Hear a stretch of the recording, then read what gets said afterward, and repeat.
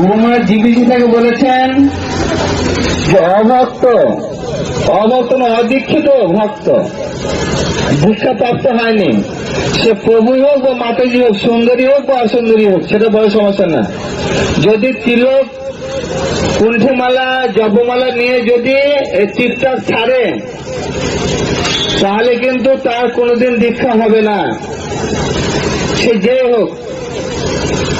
আর দীক্ষিত ভক্তরা যদি তিলকমালা পরে, জপমালা নিয়ে কোন ছবি ছেড়ে তার সঙ্গে হিন্দি গান, আধুনিক গান এসে লাইলাপ্পা যদি দেয়, তাহলে সে কিন্তু ইসকন থেকে তার নাম করে, ইসকনের সাথে কোনো সম্পর্ক রাখতে দিবে না। গুরু মহারাজ নিজে বলেছেন, এবং বলেছেন যে এই তিলকমালা, কুণ্ঠিমালা, ধুতি পাঞ্জাবি এগুলো কোনো প্যান্ডেলে ভাড়া করার জিনিস নয়,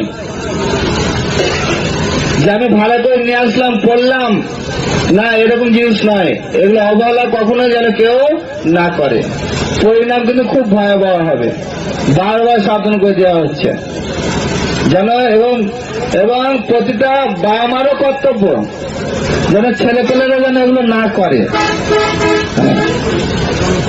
এখন আমাদের দীক্ষিত ভক্ত ছেলেপেলেরাও এগুলো করছে, ছাড়ছে, হিন্দি গান, এই গান সেই গান ছাড়ছে।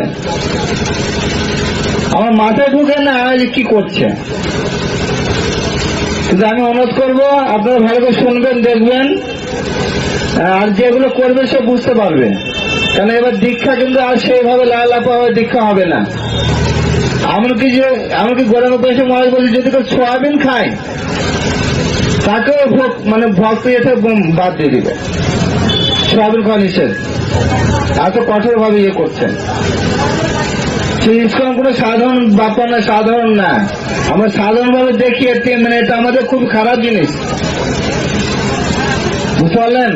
হরে কৃষ্ণ কৃষ্ণ কৃষ্ণ হরে হরে রাম রাম রাম হরে। জয় জয় শ্রী রাধা মাধব কি।